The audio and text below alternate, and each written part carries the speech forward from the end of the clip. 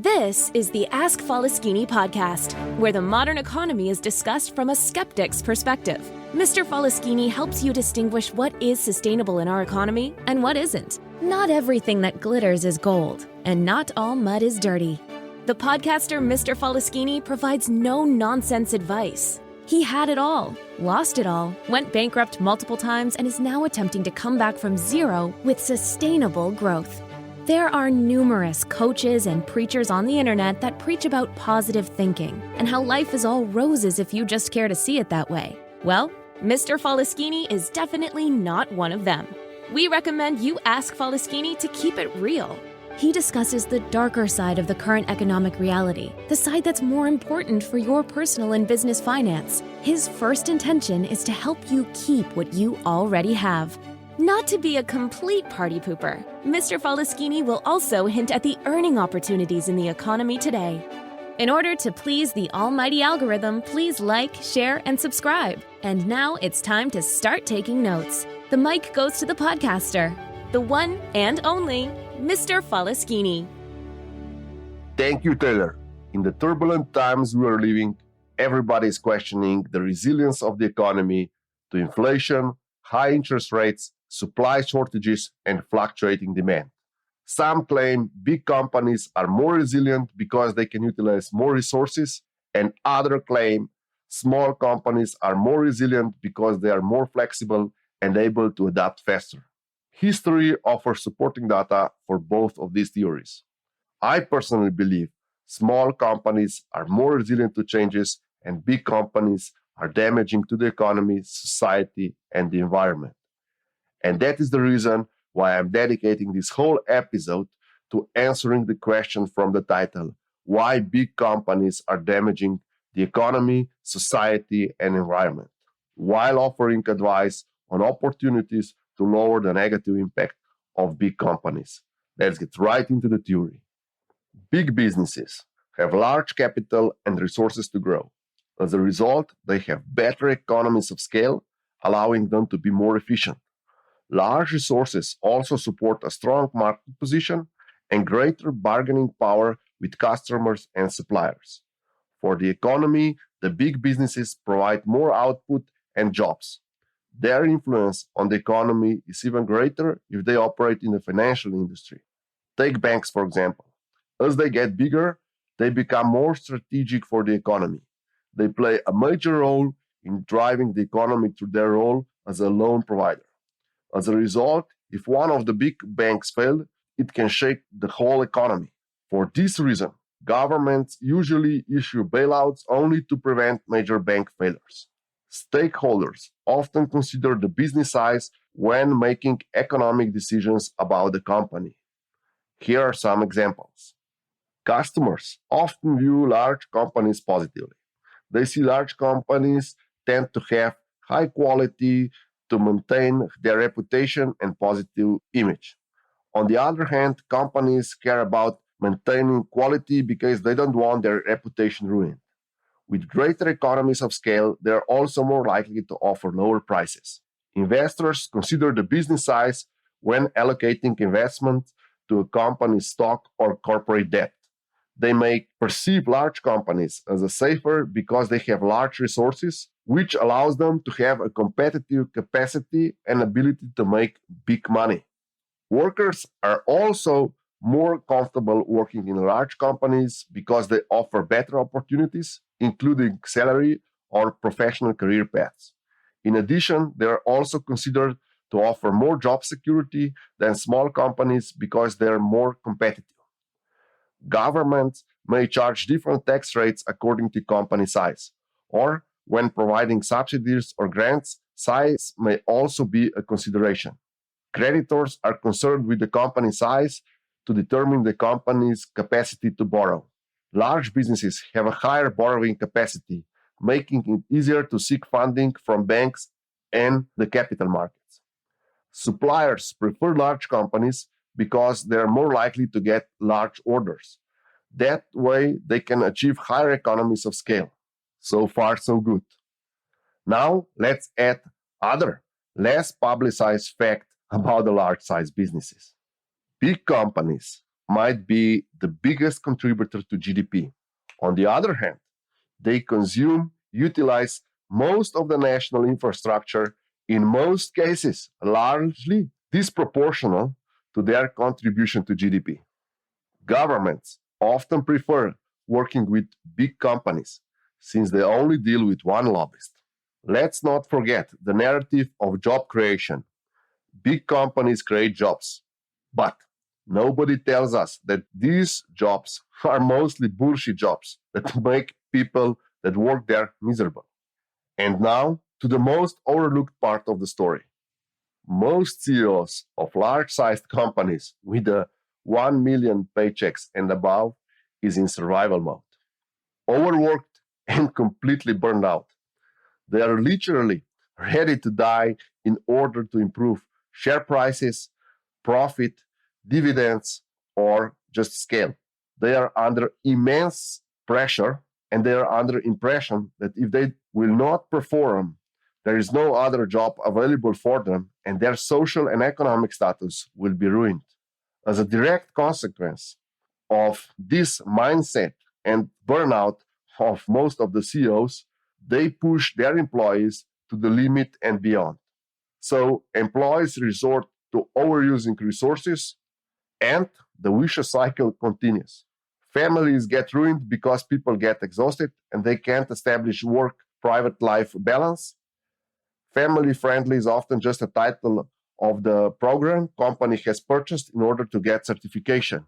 And nothing is really family friendly in companies that make people work 18 hours a day. As most of my listeners are aware, is that a do or die situation does not enable long-term responsibility. So people and resources are overused and ecology is only written on some fancy documents. It's not actual spirit of the company. In order to support my case that big companies are not sustainable, I will now present the well-known, well-publicized cases of the negative effect of big companies on society, the economy, and the environment. Let me start with society. One of the pillars of modern society is the legal system. We all trust that the legal system will take care of most injustice in our society. And as we know, large-sized companies have the best lobbyists, best public relations, and best lawyers, so they can manipulate prosecutors and court decisions to an extent that most people, most common people, have completely lost trust in the legal system. The best example for this are fines for laundering money. They have literally become just the cost of doing business for the big banks. According to a study done by International Money Fund, banks launder about 2.1 trillion each year. That is more than 2,000 times the amount of the money that Bitcoin has ever been accused of laundering. I ask you now, which banks are responsible for this 2.3 trillion of laundering? On June 17, law enforcement discovered 20 tons of cocaine aboard of a vessel owned by JP Morgan Chase in a Philadelphia port. It's estimated that the amount of cocaine had a street value of over 1 billion. That one seizure alone is more than what Bitcoin has been accused of laundering. And let's continue. Between 2004 and 2007, Wells Fargo has processed 373 billion through wire transfer from Mexican cartels. And Wall Street Journal has just recently published an article stating that Wells Fargo Bank was recently fined 22 million for whistleblower retaliation. Yes, you heard that correctly. Bank has retaliated against the employee that has reported illegal activities to the authorities after none of the management had used his report or done anything about his report about illegal activities. Don't forget, Wells Fargo is one of the big four banks of the United States. The bank is even backed by Americans' most beloved investor, Warren Buffett, the legendary billionaire that owned 100 million of Wells Fargo stock in his personal account. According to FactSet, his firm, Berkshire Hathaway, is the bank's biggest shareholder, holding literally 10% of the stock. On top of all the cases I've just described, the big companies can influence legislation. Yes, they can literally prepare a law suited for their business and they can push it through Congress for approval. Let's continue with the economy. The modern economy is built on the premise that there is a free economic activity and that all participants have been given equal chances and equal rights in the market. If we simplify it, would be let the best man win principle, if we use a bit of, let's say, simplified language. However, most of business people that have competed with big companies have experienced some kind of monopoly, and others have experienced huge injustices while competing for clients with the big ones. One of the fields where big companies have the biggest advantage over the small ones is taxation. The big companies can take advantage of tax optimization due to the fact that they operate in many jurisdictions and, of course, have budgets available for the best tax advice. On the other hand, the big ones can push for legislation that gets them tax credits for their investments and similar benefits that are often not available to the small ones, or are available but due to the minimum size demand, they cannot be reached and are not viable for small companies. Subsidies are the second field where often big ones win over small ones. Let's have a look at Tesla. Tesla is currently the biggest automotive company in the world according to their market value. When Tesla was the only electric car producer in the US, subsidies for electric cars made a lot of sense. Now, 12 years later, subsidizing luxury cars makes no sense. No sense from the ecological or economic point of view. It only makes sense for the buyer and the seller, but does nothing good for competition or society. All this inequality and other inequalities in the economy discourages many entrepreneurs and inventors to launch new products that could improve society. And last, but not least important, is the environment.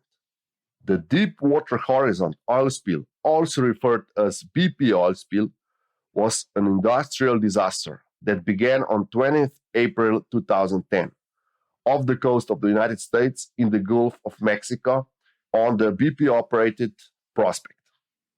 The Deepwater Horizon oil spill is considered to be the largest marine oil spill in the history of the petroleum industry and is estimated to be up to 30% larger in volume than the previous largest one.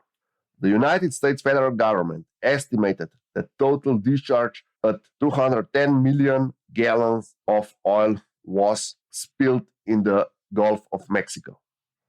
After several failed efforts to contain the flow, the well was declared sealed on 19 September 2010. However, reports in early 2012 indicate that the well and the well site was still leaking. That is the reason why Deepwater Horizon oil spill is still regarded as one of the largest environmental disasters in world history. According to the satellite images, the spill directly affected 17,000 square miles of ocean, which is comparable to the size of Oklahoma. We all know that accidents happen, and big companies happen to have big accidents. And how do big companies solve their problem? Yes, they throw money at the problem. On the 14th of November 2012, BP and the US Department of Justice reached settlement. BP had paid $4.5 billion in fines and other payments. $4.5 billion might seem a lot, but let's compare it with BP operating revenue of $157 billion US dollars in 2021, or BP reported net income in 2021 was $7.6 billion. If we put aside time difference, inflation adjustment, etc., BP paid just 3% of 1 year's turnover or half of a 1 year's profit for ecological disaster that had a significant impact on the environment over the last decade. And yes, someone in administration had to agree with this low number. If we understand how many fishes and other species have died due to this oil spill. We now know that if you're a big company, you can get away with murder. You just pay a couple of billion that does not present even 5% of your turnover, and you can continue doing your operation as you did before. Let's conclude with the theory and the cases that were publicly discussed. And I now invite you to listen to my personal experiences with large size businesses. I was on both sides of large size businesses. Let me start with my managerial roles. I was the CEO of the company that had just over 2 billion turnover. I was president of the board of the company that had over 11 billion assets under management. Due to the contract, I cannot disclose the business names and business practices, but I can disclose how the position ruined my life. For 12 years, that is 4-year term, I worked for 18 hours a day. I would travel up to 200,000 miles a year. I would eat when I had time, what was available there and then. I worked with my colleagues, and most of them were beyond the burnout. My relationships were total mess, to put it mildly. I was 40 pounds overweight, and my health was not good. Of course, this is not the excuse for all the negative impact that companies that I managed had on the economy, environment, and society, but it should help you understand that if you are in complete burnout and if you don't sleep enough, if you travel too much, you're not able to reason, you're not able to do the right thing, you're not able to walk away when you should, you're not able to get healthy when your health is in complete decline. So it's just a reminder that even good people can make bad decisions just because they are so burned out, they're used to their core. And I also have experiences with dealing with large companies as a owner of a small company. So I got served the shortest end of the stick from the big companies while working as a subcontractor to the big companies.